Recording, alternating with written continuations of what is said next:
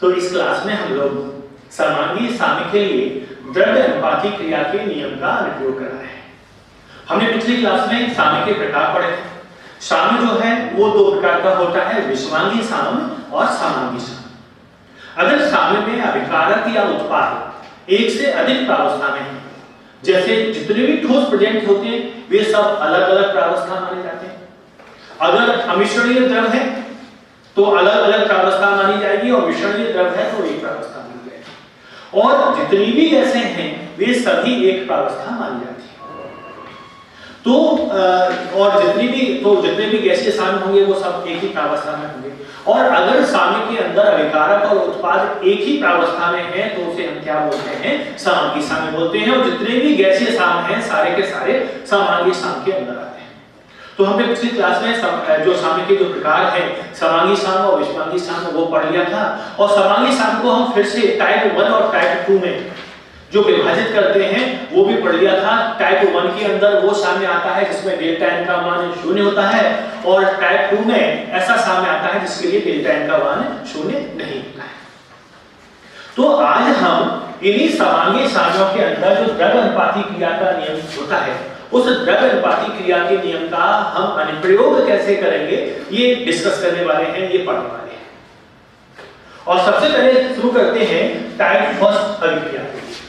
Type first अभिक्रिया का मतलब क्या होता है? टाइप फर्स्ट अभिक्रिया का मतलब है कि डेल्टा n का मान कैसा है, 0 है। और डेल्टा n का मान 0 होने का मतलब क्या है, डेल्टा n का अभिप्राय क्या है, ये मैं बता चुका हूं, एक बार रिवाइज करता हूं। डेल्टा n का मतलब होता है कि उत्पाद के गैसीय मोल माइनस अभिकारक के गैसीय मोल। उत्पाद के गैसीय मोल और अभिकारकों के गैसीय मोलों की संख्या में जो अंतर होता है उसे हम डेल्टा n कहते हैं। तो बात यह आती है कि डेल्टा n का मतलब क्या होता है। बात यह है कि डेल्टा n का मतलब क्या होता है। तो डेल्टा n का अभिप्राय है कि उत्पाद के गैसीय मोल माइनस अभिकारक के गैसीय मोल। जैसे इस रासायनिक अभिक्रिया में हम देखें कि डेल्टा n का मतलब क्या होगा। उत्पाद में गैसीय मोल कितने हैं, 2 हैं। उत्पाद में गैसीय मोल कितने हैं, 2 हैं। अभिकारक में देखो 1 मोल ये है, 1 मोल ये है, कुल मिला के 2 मोल ये हो गए। तो 2 मोल उत्पाद के माइनस 2 मोल अभिकारक के, रिजल्ट आया 0। तो ऐसी रासायनिक अभिक्रिया जिसमें अभिकारक और उत्पाद के गैसीय मोलों की संख्या एक समान होती है उसे हम टाइप 1 श्रेणी के अंदर रखते हैं। कैसे रखते हैं? टाइप 1 श्रेणी के अंदर रखते हैं। अब इस प्रकार का वर्गीकरण हमने क्यों किया, टाइप फर्स्ट और टाइप सेकंड? इसलिए किया क्योंकि जब टाइप फर्स्ट अभिक्रिया हम देखते हैं तो उसमें Kp और Kc की वैल्यू एक समान आती है। टाइप फर्स्ट अभिक्रिया अगर हम देखेंगे तो क्या देखेंगे कि Kp और Kc का मान एक समान आएगा।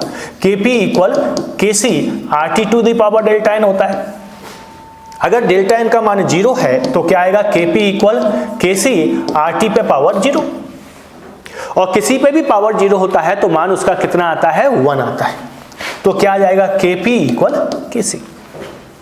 तो हम यहां पर जब इसकी अनुप्रयोग करेंगे किसी भी अभिक्रिया के लिए, द्रव्य अनुपाती क्रिया के नियम का अनुप्रयोग जब हम करेंगे तो हम Kp और Kc के दोनों के मान एक समान हमें प्राप्त होंगे, और दोनों के लिए जो डेरिवेशन आएगा, जो व्यंजक आएगा, वो कैसा आएगा, एक समान आएगा।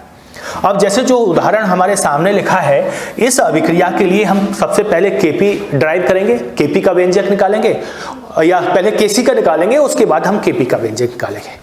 ऐसा करते हैं, पहले Kc का व्यंजक निकालते हैं, उसके बाद Kp का व्यंजक निकालते हैं। व्यंजक कैसे निकालेंगे? हमने ऐसा किया कि देखो, आपको ये बात क्लियर है कि कोई भी उत्क्रमणीय अभिक्रिया या कोई भी रासायनिक साम्य किसी भी दिशा से प्रारंभ करके स्थापित किया जा सकता है, क्योंकि उत्क्रमणीय अभिक्रिया है, इसमें अभिकारक उत्पाद में और उत्पाद अभिकारक में परिवर्तित हो जाएंगे। रासायनिक साम्य की यह विशेषता है कि वो चाहे अभिकारक लेके उसको स्थापित कर दो या उत्पाद लेके स्थापित कर दो। हम ऐसी सिचुएशन ले रहे हैं कि हमने अभिकारकों के तो प्रारंभिक मोल लिए हैं, जैसे हाइड्रोजन का 1 मोल A मोल लिया है और आयोडीन के B मोल लिए हैं प्रारंभ में, और HI का कोई भी मोल नहीं है। ये अवस्था क्या है? ये प्रारंभ की अवस्था है। अब साम्य पर क्या हुआ? साम्य पर ऐसा हुआ कि A में से X मोल विघटित हो गए, A में से X मोल विघटित हुए, और आयोडीन के जो B मोल थे इसमें भी X मोल ही विघटित होंगे। ध्यान देना है, हमने हाइड्रोजन और आयोडीन हमने हाइड्रोजन और आयोडीन के मोल एक समान नहीं लिए हैं। हमने हाइड्रोजन और आयोडीन के मोल एक समान नहीं लिए हैं, लेकिन जब अभिक्रिया होगी तो उनके एक समान मोल ही क्रिया करेंगे। अगर हाइड्रोजन का x मोल क्रिया कर रहा है तो आयोडीन का भी x मोल ही क्रिया करेगा। जबकि हमने प्रारंभिक सांद्रता या प्रारंभिक मोल अलग अलग लिए हैं। हाइड्रोजन के लिए A मोल लिया है, आयोडीन का B मोल लिया है, लेकिन जब ये अभिक्रिया करेगा तो हाइड्रोजन का x मोल आयोडीन के x मोल से क्रिया करके HI के 2x मोल का निर्माण कर देगा। HI के क्या मोल बनाएगा? 2x मोल का निर्माण कर देगा। अब अगर हमको सक्रिय द्रव्यमान बनाना है तो कैसे बनाते हैं? मोलों की संख्या डिवाइडेड बाई आयतन। तो हमने आयतन का डिवाइड किया, मानक पात्र का आयतन, जिस पात्र में ये अभिक्रिया हो रही है, जिस पात्र में बंद पात्र में अभिक्रिया हो रही है उसका आयतन V है, तो मोलों की संख्या बटे आयतन, तो ये हो गया सक्रिय द्रव्यमान। Kc का व्यंजक लिखें तो Kc क्या होगा बताओ? Kc क्लियर है सभी बच्चों को? बोलो साथ साथ में, HI के सक्रिय द्रव्यमान का स्क्वायर। देखो मैं भौतिक प्रावस्था इसमें नहीं लिख रहा हूं व्यंजक के अंदर, हाइड्रोजन का सक्रिय द्रव्यमान और आयोडीन का सक्रिय द्रव्यमान। यहां गैस जो भौतिक प्रावस्था और लिखी जाती है वो इसलिए नहीं लिख रहा हूं, समय बचता है। इक्वल क्या हो जाएगा? अब मैं HI का जो सक्रिय द्रव्यमान है 2x/V ये लिख दिया, इसकी वैल्यू रखें, अपॉन हाइड्रोजन का सक्रिय द्रव्यमान क्या है सामने पर? ये हाइड्रोजन का सक्रिय द्रव्यमान है। ये क्या है? हाइड्रोजन का सक्रिय द्रव्यमान, और ये है आयोडीन का सक्रिय द्रव्यमान। तो हम इनके सक्रिय द्रव्यमान लिखते हैं A-x/V इंटू B-x/V। और यहां पर क्या करेंगे, हमको होल स्क्वायर भी लेना है, क्योंकि HI के सक्रिय द्रव्यमान का होल स्क्वायर आएगा। अब देखो यहां पर ये कैंसिल आउट हो गया, ये क्या हो गया? कैंसिल आउट हो गया। अब इसका परिणाम क्या आ रहा है? देखो 4x स्क्वायर करने पर अपॉन A-x इंटू B-x। तो जो Kc आ रहा है वो आ रहा है 4x square upon A-x into B-x। तो ये रिजल्टेंट Kc आ गया। इसको मैं लिख लेता हूं अलग से। हमारा Kc क्या निकल के आया है? Kc निकल के आया है 4x square upon A-x into B-x। जब हम Kp निकालेंगे, जब हम Kp ज्ञात करेंगे तो Kp का मान भी इतना ही आएगा। जब हम Kp ज्ञात करेंगे तो Kp का मान कितना आएगा? इतना ही Kp का मान आएगा। क्लियर? चलिए हमने क्या ज्ञात कर लिया था? Kc निकाल लिया था। अब इसी में हम Kp निकालते हैं। हम Kc हटा देते हैं और इसी के अंदर हम क्या निकालते हैं? Kp निकालते हैं। तो Kp के लिए क्या क्या क्या चाहिए होता है हमको? Kp के लिए हमको चाहिए होता है आंशिक दाब। सक्रिय द्रव्यमान की बजाय क्या चाहिए होता है? आंशिक दाब। देखिए अगर मैं Kp लिख रहा हूं तो Kp को हम कैसे लिखेंगे कि Kp इक्वल हो जाएगा HI का आंशिक दाब का स्क्वायर बटे हाइड्रोजन का आंशिक दाब गुणा आयोडीन का आंशिक दाब। Kp क्या होगा? HI के आंशिक दाब का स्क्वायर डिवाइडेड बाई, माने उत्पाद ऊपर अभिकारक नीचे, हाइड्रोजन का आंशिक दाब गुणा आयोडीन का आंशिक दाब। ये Kp आ गया। अब हम आंशिक दाब कैसे निकालते हैं? आंशिक दाब होता है मोल प्रभाज। हम आंशिक दाब को समझे कि आंशिक दाब कैसे निकाला जाता है। आंशिक दाब होता है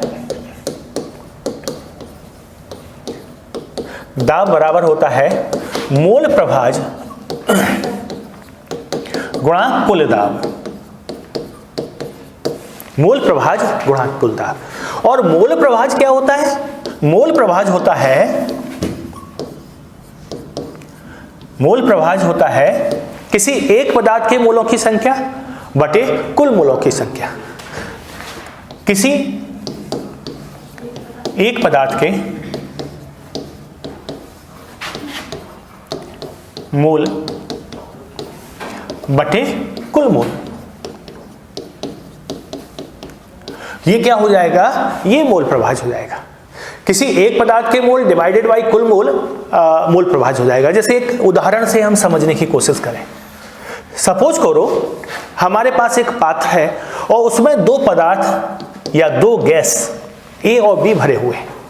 दो गैसें A और B भरे हुए हैं और उसमें A के मोल हैं Na और B के मोल हैं Nb मीन्स एक पात्र के अंदर हमने दो गैसें A और B भर दी हैं, जिसमें A के मोल हैं, A गैस के मोल हैं Na और B गैस के मोल हैं Nb, और इसका कुल दाब P टोटल, ये क्या है P टोटल, कुल दाब है, गैसीय मिश्रण का कुल दाब Pt आ रहा है, ठीक है ना। तो हम इसमें आंशिक दाब कैसे निकालेंगे और मोल प्रभाज कैसे निकालेंगे ये सीखते हैं। सबसे पहले सीखें कि मोल प्रभाज क्या होगा। तो A के मोल प्रभाज को हम X से लिखेंगे, A के मोल प्रभाज को क्या लिखेंगे, A का मोल प्रभाज, A का मोल प्रभाज X से लिखा जाएगा, और ये होगा A के मोल डिवाइडेड बाई कुल मोल। इसको कैसे लिखा जाएगा, A के मोल डिवाइडेड बाई कुल मोल माने Na प्लस Nb। तो अगर A का मोल प्रभाज निकालेंगे तो A के मोल डिवाइडेड बाई कुल मोल। ऐसे ही अगर हमको B का मोल प्रभाज ज्ञात करना है तो बताओ यशपाल कैसे निकालेंगे, B का मोल प्रभाज ज्ञात करना है तो कैसे ज्ञात करेंगे, B के मोल डिवाइडेड बाई कुल मोल। तो अगर हमको B का मोल प्रभाज निकालना है, B का मोल प्रभाज, इसको XB लिखेंगे, B का मोल प्रभाज क्या होगा XB, और ये क्या आएगा बोलो, NB upon Na plus Nb। सही बच्चों को ये क्लियर है। तो ऐसे तो हम मोल प्रभाज निकालते हैं। अब उसके बाद अगर हमको आंशिक दाब ज्ञात करना है A का और आंशिक दाब निकालना है B का, तो हम कैसे निकालेंगे आंशिक दाब। तो आंशिक दाब होता है,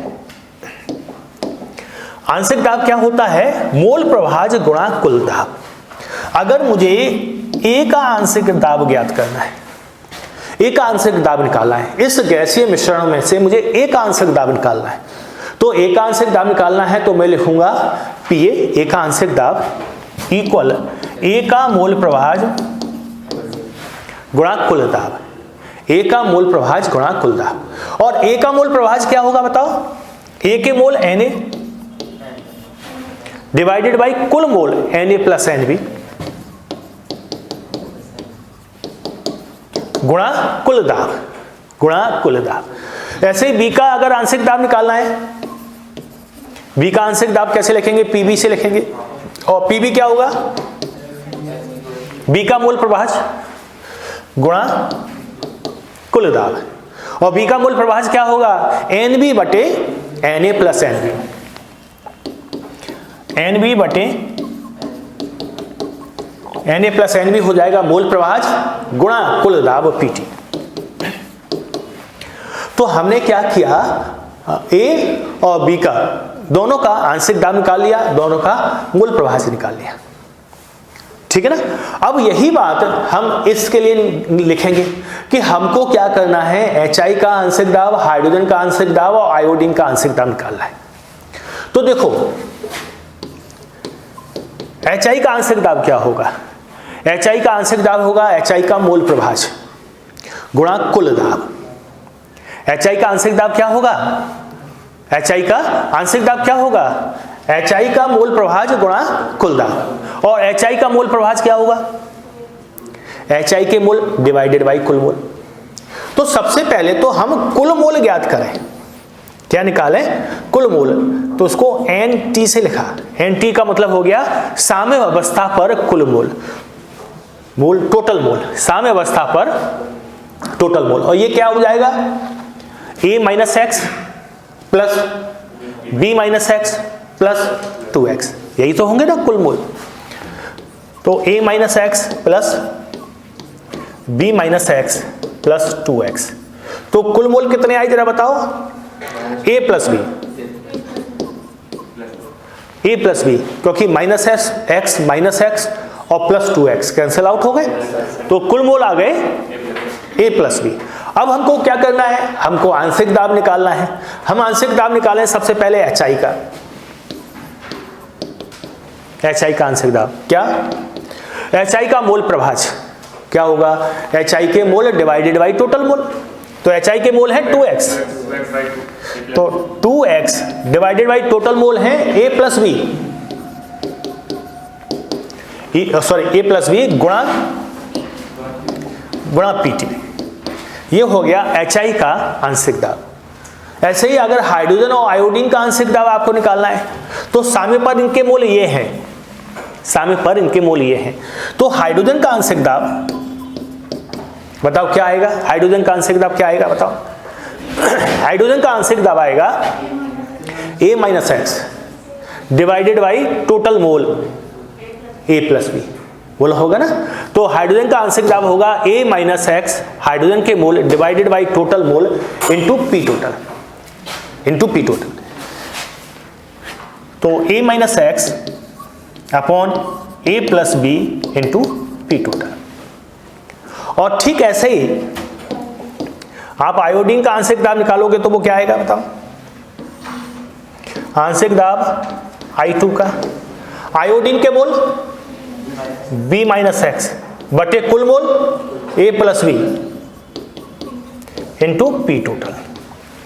तो हमने ये सबके तीनों के आंशिक दाब ज्ञात कर लिए। अब इन आंशिक दाबों को हम इस फॉर्मूले में लिखेंगे। तो सबसे पहले HI के आंशिक दाब का स्क्वायर, तो HI का आंशिक दाब कितना आया 2x upon A plus B into P total का स्क्वायर डिवाइडेड बाई हाइड्रोजन का आंशिक दाब देखो क्या है A minus x upon A plus B, A minus x upon A plus B into P total, ठीक है ना। और आयोडीन का आंशिक दाब B minus x upon A plus B into P total, B minus x upon A plus B into P total. सहमत है आप सही बच्चे। अब इसमें से क्या कैंसिल आउट हो सकता है, कैंसिल आउट हो सकता है PT, कैंसिल आउट हो जाएगा A प्लस बी। तो रिजल्ट क्या आएगा जरा बताओ, KP equal 4x square upon A minus x into b minus x, A minus x into b minus x. इसको हम देखो हमने ये सब अलग से लिखा हुआ है ना, जैसे KC लिखा था, अब इसका KP कितना आएगा, KP भी वही आया है 4x square upon A minus x into b minus x. तो हमने ये देखा कि डेल्टा n अगर जीरो है, डेल्टा n जीरो है तो KP और KC की वैल्यू एक समान आती है। KP इसमें भी 4x square upon A minus x into b minus x, ये देखो ये मैंने यहां पर लिख दिया है। तो जैसे KC आया था वही KP आया है, जो KC आया था वही क्या आया है KP आया है। इसमें हमको कुछ चीजें और समझ में आ रही हैं। देखो यहां दाब का टर्म नहीं है और आयतन का टर्म नहीं है, इसमें दो पद नहीं है, दाब वाला कोई पद नहीं है, आयतन वाला कोई पद नहीं है। इसका अभिप्राय क्या हुआ, इसका अभिप्राय हुआ कि दाब परिवर्तित करने पर, इसका अभिप्राय यह हुआ कि दाब परिवर्तित करने पर कोई असर नहीं पड़ेगा इसके अंदर, और आयतन परिवर्तित करने का भी इस पर कोई प्रभाव नहीं पड़ने वाला है, ठीक है ना, क्योंकि दाब पद भी नहीं है और आयतन पद भी नहीं है इसके अंदर। तो ये थोड़ी सी बात है। और दूसरा आपको मालूम है कि अगर हम उत्प्रेरक डाल दें या तो किसी भी साम्य पर कोई प्रभाव नहीं पड़ता है, बस साम्य जल्दी स्थापित हो जाता है। प्रभावित करने वाले कारक हम लीस्ट सैटेलियर प्रिंसिपल में एक साथ ही पढ़ लेंगे। तो ये हमने पहली अभिक्रिया ली, ऐसी अभिक्रिया टाइप फर्स्ट अभिक्रिया थी जिसमें डेल्टा n का मान कितना था, 0 था। अब मैं एक और अभिक्रिया लेता हूं और उसकी हेल्प से एक और अभिक्रिया लेते हैं और उसकी हेल्प से हम क्या करेंगे, जो लॉ ऑफ मास एक्शन है, लॉ ऑफ मास एक्शन माने द्रव्य अनुपाती क्रिया का नियम है, उसका अनुप्रयोग हम साम्य के लिए लगाएंगे। तो रासायनिक अभिक्रिया है 2HI, साम्य का निशान H2 प्लस I2। ये भी गैसीय अभिक्रिया है, सारी गैसें हैं। इसमें आप ध्यान दें कि प्रारंभ में हमने इसका A मोल लिया था, आप 2A मोल भी ले सकते हैं, लेकिन सामान्य तौर पर हम कोई चीज ले रहे हैं तो A लेंगे 2A के बजाय। तो हमने क्या किया, प्रारंभ में इसका A मोल लिया, उत्पाद नहीं थे, उत्पाद कितने थे, 0 थे, ये प्रारंभ में। साम्य में क्या हुआ कि A में से X मोल विघटित हो गए, तो देखो 2 मोल 1 मोल बनाते हैं, तो अगर X मोल विघटित हुए तो यहां पर कितने मोल बनेंगे आप बताओगे, यहाँ पे बनेंगे x/2 और इसके भी बनेंगे x/2। ठीक है, तो ये तो हो गया साम्य पर मोलों का हिसाब किताब। अब हमको Kc निकालना है, तो Kc इक्वल क्या हो जाएगा, हाइड्रोजन का सक्रिय द्रव्यमान आयोडीन का सक्रिय द्रव्यमान बटे HI के सक्रिय द्रव्यमान का स्क्वायर। तो सक्रिय द्रव्यमान ज्ञात करने के लिए हम क्या करते हैं, सक्रिय द्रव्यमान ज्ञात करने के लिए हम बटे V कर देते हैं। तो देखो डिवाइडेड बाई V कर दिया। अब इन सक्रिय द्रव्यमानों को हम यहाँ पर लिखते हैं। तो हाइड्रोजन का सक्रिय द्रव्यमान है x/2V, आयोडीन का सक्रिय द्रव्यमान है वो भी x/2V है, डिवाइडेड बाई HI के सक्रिय द्रव्यमान का स्क्वायर, तो A-x/V का होल स्क्वायर। तो यहां पर क्या कैंसिल आउट हो रहा है, जरा देखो, V कैंसिल आउट हो गया। ठीक है, V कैंसिल आउट हो गया। परिणाम क्या आया, Kc इक्वल हो जाएगा x²/4 इंटू A-x का होल स्क्वायर। तो ये Kc आ गया। Kc क्या आ गया, x²/4 इंटू A-x का स्क्वायर। तो ये Kc आ गया, ऐसा ही Kp आएगा, यही वैल्यू क्या आएगी, Kp आएगी। ठीक है ना। तो चलो हम Kp ज्ञात कर लेते हैं, या Kc यहां पर लिख लेते हैं। Kc क्या निकला था हमारा, देखो Kc क्या निकला है, x²/4 इंटू A-x का होल स्क्वायर। तो x²/4 इंटू A-x का होल स्क्वायर, ये क्या आ गया, Kc। और जब हम Kc की बात Kp ज्ञात करेंगे तो इसका भी मान इतना ही आना चाहिए। ठीक है, चलो Kp निकालते हैं। तो हम इसको डिलीट करेंगे, उसके बाद क्या निकालेंगे, Kp निकालेंगे। तो ये वाला पार्ट हमने क्या कर दिया, डिलीट कर दिया। अभी केवल मोल बचे रह गए, अभी क्या बचे रह गए, केवल मोल। और जब हम Kp निकालते हैं तो देखो बेटा, Kp बराबर आएगा हाइड्रोजन का आंशिक दाब, आयोडीन का आंशिक दाब डिवाइडेड बाई HI के आंशिक दाब का स्क्वायर, यही आएगा ना।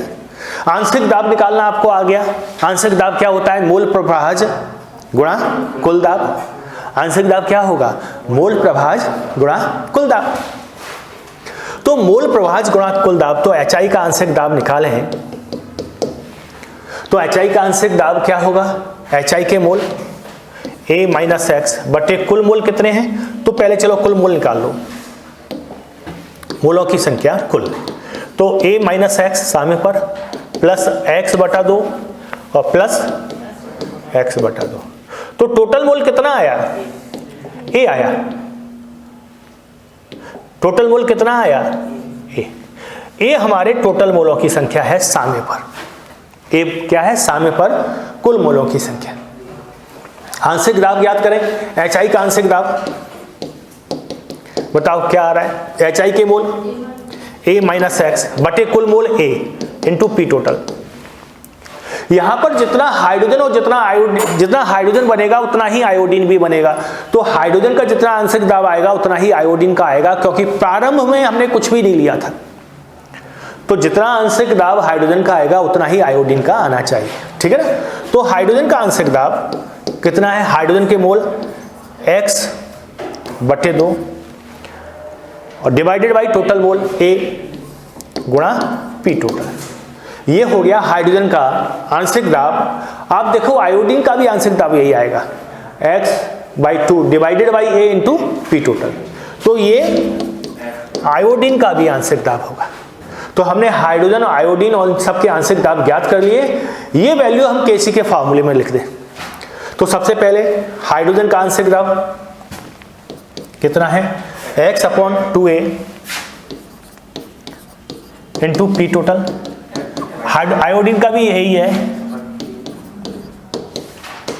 हम स्क्वायर भी कर सकते थे लेकिन अभी हमने दोनों को अलग अलग लिख लिया। तो x/2A into P total divided by ये है A-x HI का आंशिक दाब, A-x/A इंटू P टोटल। ठीक है, तो ये हो जाएगा A-x/A इंटू P टोटल का होल स्क्वायर। अब देखो इसमें क्या क्या कैंसिल आउट हो रहा है। पी टोटल कैंसिल आउट हो रहा है, पी टोटल क्या हो रहा है, कैंसिल आउट हो रहा है, साथ में ए भी कैंसिल आउट हो रहा है क्योंकि ये स्क्वायर है। तो क्या हुआ, रिजल्ट क्या आया केपी, तो एक्स स्क्वायर अपॉन ये 4 नीचे आ जाएगा ए माइनस एक्स का होल स्क्वायर। तो ये देखो केपी आ गया। तो जो केसी आया था, देखो हमने केसी यहां लिखा हुआ है, जो केसी आया था वही केपी आ रहा है। हम केपी को भी वहां लिख लेते हैं, तो केपी क्या आएगा, एक्स स्क्वायर अपॉन 4 इंटू ए माइनस एक्स का होल स्क्वायर, ए माइनस एक्स का होल स्क्वायर। तो हमने बड़े आराम से केपी और केसी ज्ञात कर लिया और ये समझ लिया कि दोनों अभिक्रियाओं में, हमने पहली वाली जो अभिक्रिया ली थी और ये अभिक्रिया ली थी, दोनों अभिक्रियाओं में केपी केसी का मान एक समान आया था। तो हमने पहले से ही मालूम है कि टाइप फर्स्ट अभिक्रियाएं जो हैं जिनमें डेल्टा एन का मान 0 होता है, उसमें केपी और केसी की वैल्यू एक समान आती है। हम और भी अभिक्रियाओं के लिए ये वैल्यू लिख सकते हैं, जैसे मैं केवल उदाहरण लिख रहा हूं। एक अभिक्रिया है N2 प्लस O2, उत्क्रमणीयता का निशान 2NO। तो देखो ये अभिक्रिया ठीक वैसे ही है ना, देखो H2 प्लस I2, शामिल का निशान 2HI। तो जैसे हमने इस केस में निकाला था ठीक वैसे ही तो इस केस में निकालेंगे। देखिए अगर हमको निकालना हो ठीक वैसे ही तो निकालेंगे ना, कि इनिशियली इसके A मोल लिए थे, इसके B मोल लिए थे, इसमें से X चला गया, X ही इसमें से गया, 2X इसका बना। ठीक वैसे ही कैलकुलेशन होगी। ठीक वैसे ही कैलकुलेशन इसकी भी हो सकती है, जैसे 2NO उत्क्रमणीयता का निशान N2 प्लस O2, जैसे हमने 2HI उत्क्रमणीयता का निशान H2 प्लस I2 लिया था। ठीक वैसे ही इसमें जैसे A मोल इसका लिया, इसमें से X डिसोसिएट हो गया तो x/2 इसका बना। इसमें भी जैसे किया था, A लिया था, X वियोजित हो गया, x/2 इसका बना, x/2 इसका बना। तो आप ये देखेंगे कि काफी कुछ समान तरह से हम इनको क्या करते हैं, सॉल्व करते हैं। तो मेरे ख्याल से अगर और अभिक्रियाएं भी आपके पास आ गई तो आप केपी और केसी का व्यंजक आसानी से ज्ञात कर पाएंगे। ठीक है, तो ये वो अभिक्रिया हो गई जो क्या थी, टाइप फर्स्ट अभिक्रिया थी, जिनमें डेल्टा एन का मान 0 था। मतलब अभिकारक और उत्पाद में गैसीय मूलों की संख्या कैसी थी, एक समान थी। अभिकारकों और उत्पादों के गैसीय मूलों की संख्या एक समान थी। इसके बाद अब हम ऐसी अभिक्रियाएं ले रहे हैं टाइप सेकंड, जिनमें डेल्टा एन का मान 0 नहीं है। टाइप सेकंड में कौन सी आएंगी, जिनमें डेल्टा एन का मान 0 नहीं है। मतलब अभिकारक और उत्पाद में गैसीय मोलों की संख्या एक समान नहीं है। इसमें भी दो ही अभिक्रियाओं के उदाहरण लूंगा। एक अभिक्रिया मैं इसमें ले रहा हूं, देखो PCl5 गैस, सामयिक का निशान PCl3 प्लस Cl2 गैस। इसमें डेल्टा एन का मान बताएं कितना आएगा। उत्पाद के मोल 2, गैसीय मोल कितने हैं, 2। उत्पाद के गैसीय मोल 2 और अभिकारक के गैसीय मोल कितना है, 1। तो इसके लिए डेल्टा एन का मान कैसा आएगा। उत्पाद में देखो गैसीय मोल 2 कैसे हैं, 1 मोल PCl3, 1 मोल Cl2, कुल मोल 2 हो गए। अभिकारक में 1 है, तो डेल्टा एन का मान 1 आ गया। मतलब ये इज नॉट इक्वल टू 0 की कैटेगरी में आ गया, इज नॉट इक्वल टू 0 की कैटेगरी में आ गया। ठीक है ना, तो हम डेल्टा एन का मान बड़े आसानी से इसमें ज्ञात कर सकते हैं। ठीक है, कैसे ज्ञात कर लेते हैं, उत्पाद के मोल माइनस अभिकारक के मोल। तो हमने देखा कि इसमें डेल्टा एन 0 नहीं आ रहा है। अब इसमें हम थोड़ा सा आगे चले। हमने प्रारंभ में PCl5 के कुछ मूल लिए। हम गणना 2 तरह से कर सकते हैं। हमने PCl5 के A मूल लिए, ऐसा मान के कर सकते हैं। इसमें से X विघटित हुआ तो X मोल ही ये बना और X मोल ही ये बना। या हम ऐसा भी तो कर सकते हैं कि हमने सपोज करो PCl5 का 1 मोल लिया। अब 1 मोल में से जो हिस्सा विघटित होगा उसको हम वियोजन की मात्रा बोलते हैं।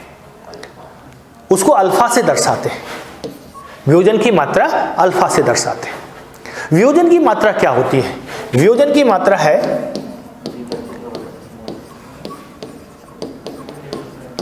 मात्रा को हम अल्फा से लिखते हैं, वियोजन की मात्रा को किससे लिखते हैं? अल्फा से लिखते हैं। और ये क्या होता है कि वियोजित हुए अणुओं की संख्या डिवाइडेड बाई कुल अणुओं की संख्या। अल्फा क्या होता है?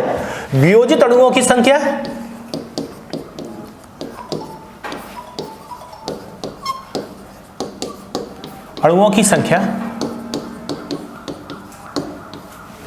डिवाइडेड बाई कुल अणु। तो ये जो अनुपात है इसको हम क्या कहेंगे? वियोजन की मात्रा कहेंगे। और जब हम इसको रेशियो निकालेंगे तो 1 रेशियो समथिंग आएगा, और ये हमेशा 1 से कम आती है इसकी वैल्यू, क्योंकि कुल अणुओं में से जो वियोजित हो गए अणु वो कुल अणुओं से ज़्यादा तो हो नहीं सकते, हमेशा कम रहेंगे। तो वियोजन की मात्रा जो होती है वो इकाई से सदैव कम आती है, 1 से हमेशा इसकी वैल्यू कम आती है। और प्रतिशत ज्ञात करने के लिए वियोजन की मात्रा का अगर हमको प्रतिशत ज्ञात करना है तो उसमें 100 का गुणा कर देते हैं, मल्टीप्लाइड बाई 100 कर देते हैं। जैसे हमारे पास 0.02 वियोजन की मात्रा आ गई, अल्फा 0.02 आ गई अल्फा, और प्रतिशत अल्फा निकालने के लिए हमने इसमें 100 का गुणा कर दिया, तो कितना आ जाएगा? 2% आ जाएगा। तो ऐसे वियोजन की मात्रा सामान्य और प्रतिशत वियोजन की मात्रा दोनों को लिख सकते हैं। तो एक मोल में से जो प्रभाज, जो हिस्सा वियोजित होता है उसे हम क्या कहते हैं? वियोजन की मात्रा अल्फा कहते हैं। मेरे ख्याल से इसमें कोई दिक्कत नहीं होगी। इस सूत्र को हम ऐसे भी लिख सकते हैं, वियोजित मोलों की संख्या डिवाइडेड बाई कुल मोल। यहाँ इसको हम कैसे दूसरी तरह से कैसे लिख सकते हैं? वियोजित अणुओं की जगह क्या लिख दें? वियोजित मोलों की संख्या डिवाइडेड बाई कुल मोल। वियोजित मोलों की संख्या डिवाइडेड बाई कुल मोल, है ना? ऐसे लिख सकते हैं ना। तो खैर ये आपको क्लियर हो गया कि वियोजन की मात्रा का अभिप्राय क्या है, या वियोजन की मात्रा का मतलब क्या है। अब सपोज करो हमको ये वाला हिसाब लेके चलना है। कौन सा वाला?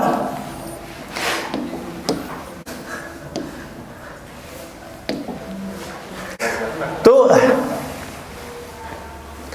हमने क्या किया, हमारे पास 1 मोल थे, उसमें से x वियोजित हो गया तो x मोल ही इसके बने, सॉरी अल्फा इसके बने, अल्फा ही इसके बने। 1 में से अल्फा वियोजित हुआ, अल्फा ये बना, अल्फा ये बना। सक्रिय द्रव्यमान के लिए हम क्या करें? Divided by v, divided by v। तो Kc के लिए हम सक्रिय द्रव्यमान लिखते हैं, PCl3 का सक्रिय द्रव्यमान गुणा Cl2 का सक्रिय द्रव्यमान बटे 5 का सक्रिय द्रव्यमान। यहाँ लिखेंगे अल्फा अपॉन v गुणा अल्फा अपॉन v, दोनों के सक्रिय द्रव्यमान लिख दिया, divided by 1 minus alpha upon v। अब इसको देखो, v से v कैंसिल आउट हो गया, तो ये आ गया alpha square upon v into 1 minus alpha. Kc क्या आ गया? Alpha square upon v into 1 minus alpha. तो हम ऐसा करते हैं, इसको लिख लेते हैं। Kc हमने क्या निकाला है? Alpha square upon v into 1 minus alpha. ये हमारा PCl5 वाली रिएक्शन के लिए, किसके लिए? PCl5 वाली रिएक्शन के लिए, हाँ, PCl5 गैस, उत्क्रमणीयता का निशान PCl3 gas plus Cl2 gas. इस रासायनिक अभिक्रिया के लिए हमने क्या निकाला? Kc निकाला। अब इसका हम Kp ज्ञात करें, तो इसको इरेज कर दें, Kc आ जाएगा।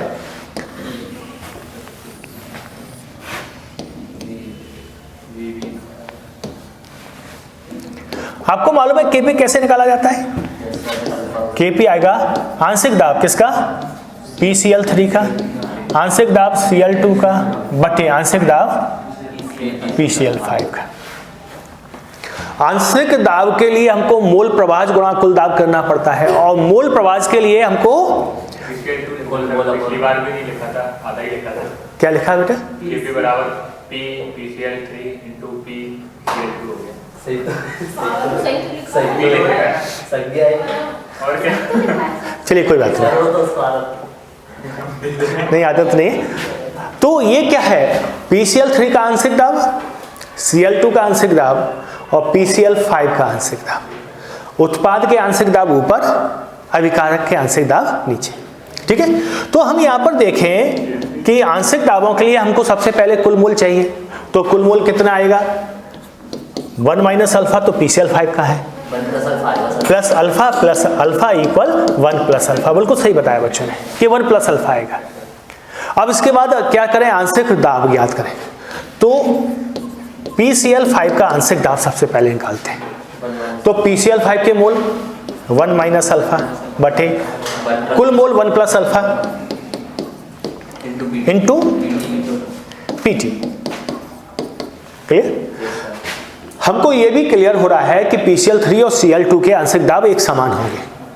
हम PCl3 का आंशिक दाब निकालें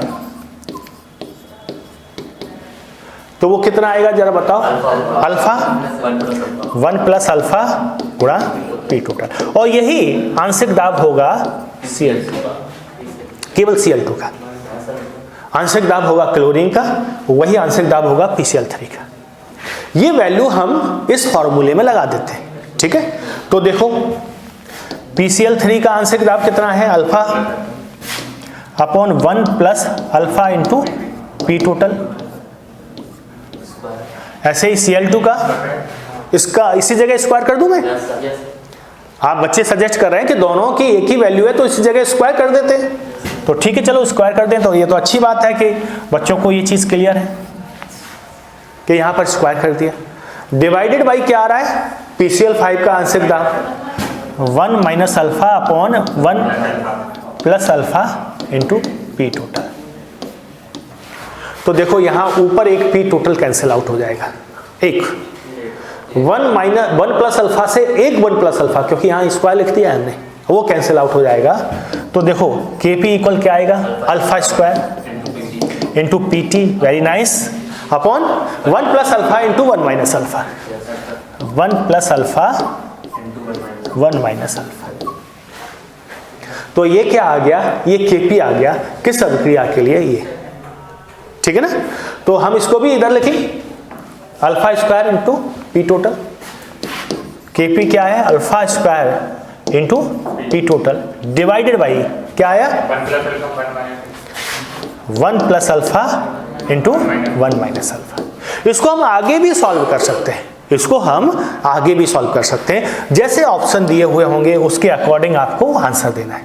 तो इससे एक बात क्लियर हो गई, क्योंकि delta n is not equal to 0, is not equal to 0, delta n is not equal to 0। तो उस कंडीशन में Kp और Kc का मान बराबर नहीं आएगा, क्योंकि हमको मालूम है कि Kp equal Kc RT to the power delta n होता है। Kp equal Kc RT to the power delta n होगा। तो Kp और Kc का मान एक समान नहीं आएगा।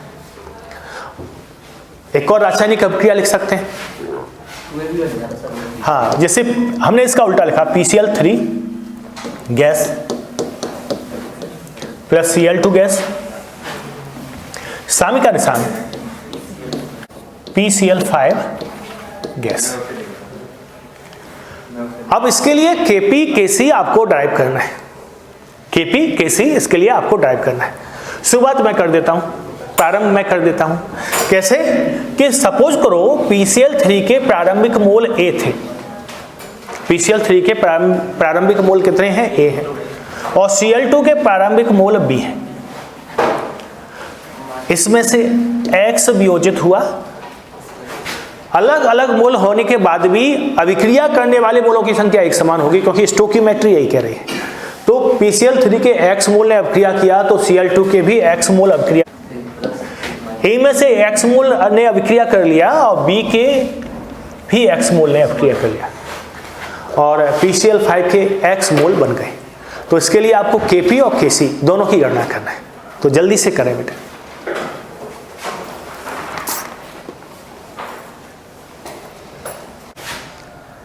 मेरे ख्याल से सभी बच्चों ने अब तक कर लिया होगा। अब इसका Kp Kc मैं निकालता हूं। देखो यहां मोलों की संख्या तो लिखी है, अभी हमको सक्रिय द्रव्यमान के लिए क्या करना पड़ेगा? डिवाइडेड बाई V करना पड़ेगा। तो देखिए हमने V कर दिया।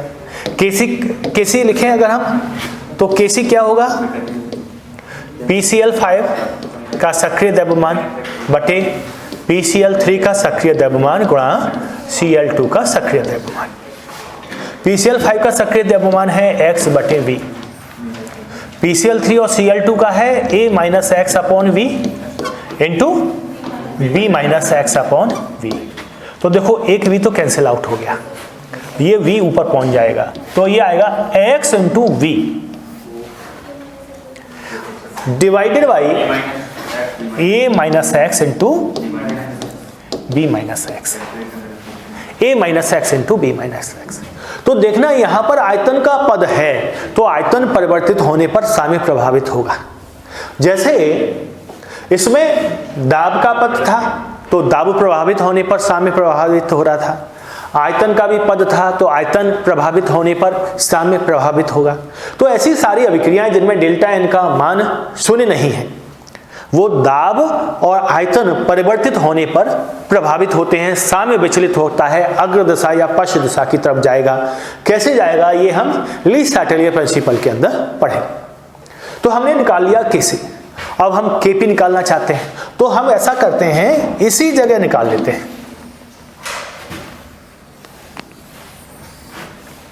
हम क्या करते हैं, इसी जगह इनको निकाल लेते हैं। तो थोड़ा सा ऊपर कर लेते हैं, जिससे कि हम थोड़ा सा सुविधाजनक तरीके से यहाँ लिखने के लिए हमारे पास पर्याप्त जगह हो जाए। तो हम सबसे पहले क्या लिखें, केपी लिखें। तो केपी क्या होगा जरा बताओ। केपी होगा आंशिक दाब PCl5 का डिवाइडेड बाई आंशिक दाब PCl3 का गुणा आंशिक दाब Cl2 का। अब इनके आंशिक दाबों के मान कैसे निकलेंगे। आंशिक दाब होता है मोल प्रभाज गुणा कुल दाब, और मोल प्रभाज के लिए हमको कुल मोलों की संख्या चाहिए।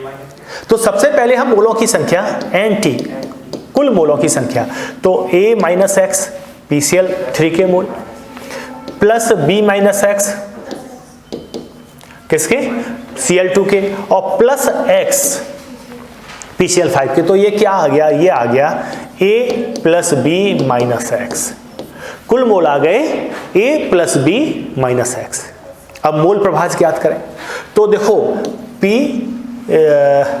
या सीधा आंशिक दाब लिखते हैं। PCl3 का आंशिक दाब क्या हो जाएगा, PCl3 का आंशिक दाब के लिए मोल प्रभाज कितना हुआ, A minus x A plus B minus x. ये तो हो गया मोल प्रभाज गुणा कुल दाब PT। ठीक, ऐसे ही Cl2 का आंशिक दाब तो क्या होगा, B minus x upon A plus B minus x into P total. और ठीक ऐसे ही PCl5 का आंशिक दाब, PCl5 का आंशिक दाब आएगा x PCl5 के मोल x बटे कुल mole A plus B minus x गुणा P टोटल, गुणा P टोटल। ठीक है ना। तो इस तरह से हमने देखा कि हमने तीनों के आंशिक दाब ज्ञात कर लिए हैं, और Kp में इसकी वैल्यू रखें तो Kp इक्वल हो जाएगा, चूंकि उधर ये बड़े बड़े पद में हैं तो उधर लिखने में जगह थोड़ा सा कम हो जाएगी। तो हम यहाँ लिखते हैं सबसे पहले PCl5 का, तो x upon A plus B minus x into P total divided by PCl3 का आंशिक दाब A minus x upon A plus B minus x into P total. ठीक, ऐसे ही Cl2 का आंशिक दाब B minus x upon A plus B minus x into P total. बहुत सामान्य सा। अब क्या करें, देखें क्या चीज कैंसिल आउट हो सकती है। P टोटल कैंसिल आउट हो जाएगा, एक बार ये कैंसिल आउट हो जाएगा। अब रिजल्ट क्या आया, Kp equal x into A plus B minus x divided by A minus x